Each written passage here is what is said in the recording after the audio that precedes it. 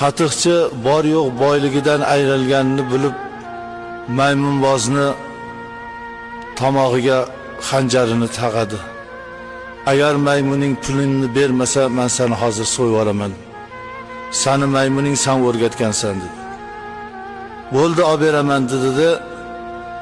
Tepada chiqib olgan maymunga qarab o'zini yonidan hamyonni olib, chunki maymunlar taqlidni yaxshi ko'radi. Biron nima ish qilsa shuni qiladi. Egasi maymunga ko'rsatib turib hamyonni og'zini ochdi. Maymun ham qarab hamyonni og'zini ochdi. Ichidan maymunboz tangani chiqazdida yerga tashadi.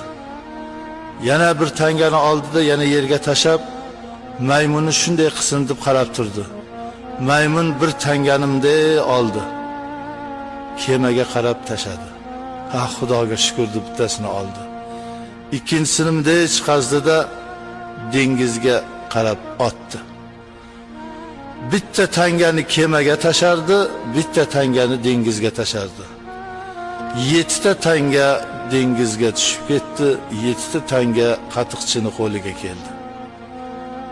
Ya Rabbim, tavba qildim, Alloh tavba qildim. Teng yarimiga suv qo'shib sotardim qatiqni. Suvniki ketdi suvga, qoldi qatiqni puli yonga.